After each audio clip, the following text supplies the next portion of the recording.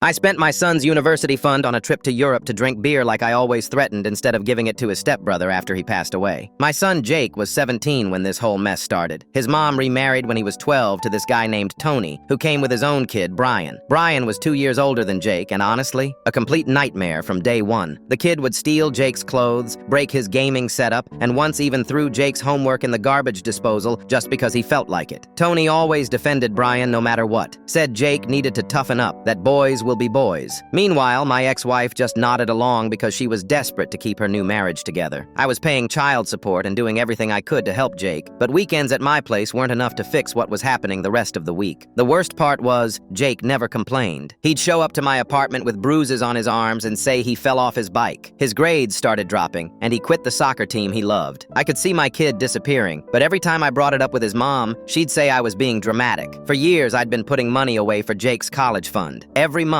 $200 went straight into that account. I'd joke with him about it, saying if he didn't get into college, I'd take the money and go drink beer in Germany instead. He'd laugh and promise to study hard so I wouldn't have an excuse to abandon him for European breweries. Then last year, Brian got diagnosed with some rare blood cancer. Suddenly, everyone's world revolved around him. Jake became invisible in his own house. His mom spent every waking moment at Brian's bedside. Tony was a wreck, and Jake was left to basically raise himself. The kid was doing his own laundry, making his own meals, walking to school because nobody remembered to drive him. Brian passed away 6 months later. It was tragic. I'm not heartless. But what happened next made my blood boil. 3 weeks after the funeral, my ex-wife called me crying. She said they needed money for Brian's medical bills and funeral costs. They'd maxed out their credit cards, borrowed against their house, the whole deal. Then she dropped the bomb. She wanted Jake's college fund to help pay for everything. I said absolutely not. That money was for Jake's future, not to clean up their financial disaster. She started screaming at me, saying I was selfish, that Brian was family too, that Jake would understand. Then Tony got on the phone and told me I was a piece of garbage for not helping them in their time of need. But here's the thing that really got me. When I asked to talk to Jake about it, they said he'd already agreed to give up the money. So I called my son directly, and you know what he told me? He said he felt guilty having college money when Brian would never get to go to college. This 17-year-old kid was willing to sacrifice his entire future because these people had convinced him he didn't deserve it. That night, I couldn't sleep. I kept thinking about Jake's face when he talked about giving up his dreams. The kid had been through hell living with them, and now they wanted to take away his only chance at getting out and building something better. So I did exactly what I'd always threatened to do. I emptied that college account and booked myself a month-long trip through Germany, Czech Republic, and Belgium. Spent every single penny on flights, hotels, train tickets, and yes, a lot of really good beer. The trip was amazing, by the way. I visited breweries that had been around for centuries, met people who actually appreciated good conversation over a pint, and for the first time in years, I felt like myself again.